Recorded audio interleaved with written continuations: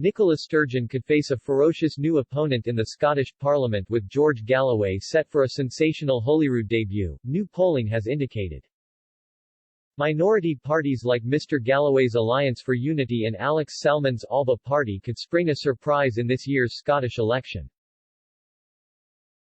Polling shows Mr. Galloway could enter the Scottish Parliament with his pro-union Alliance for Unity group expected to take a single seat. A panel-based poll for the Sunday Times also reveals Alex Salmond's new Alba Party would win 6 seats, crucial gains with the SNP's dreams of a majority government on a knife edge.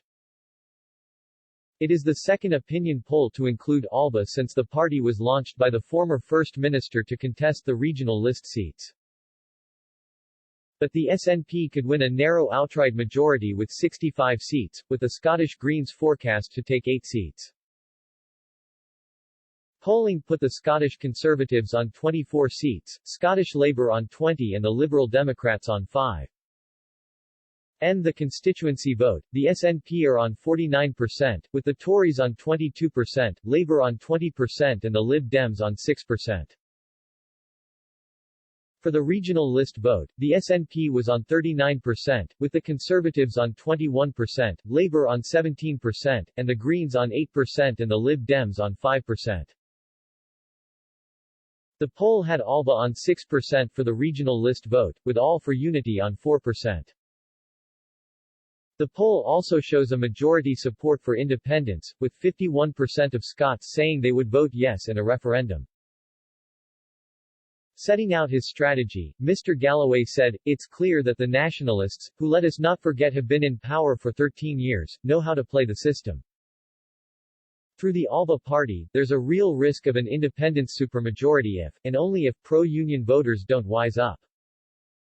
We need to play the Nats at their own game, only by voting for the best-placed pro-union candidate on the purple ballot paper, and All for Unity on the orange ballot paper can we super-lock Scotland's place in the Union. Failure to do so could mean the end of the Union as we know it. This is do or die. The other parties must face up to this new political reality or face the consequences." John Curtis, professor of politics at Strathclyde University said Panelbase's results were good news for the Alba Party, though a drop of just 2% in support would mean their tally would fall to 1 MSP. The Scottish polling expert said, Alba may be on the cusp of recording a creditable performance and coming away largely empty-handed.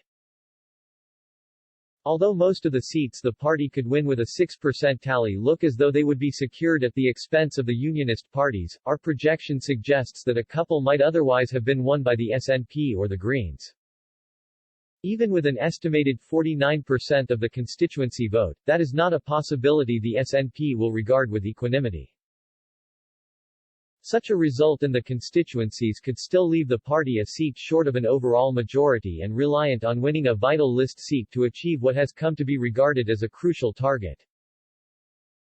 Professor Curtis warned about NICOLA Sturgeon's call for both votes. SNP claiming 9% of those who backed the SNP in the constituency vote indicated they would vote Alba on the list and as many as 10% would opt for the Scottish Greens on the list.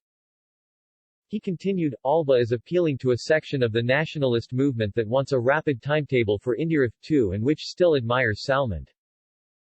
As many as 70% of Alba supporters want a referendum within 12 months compared with 48% of SNP list voters and 35% of Green voters.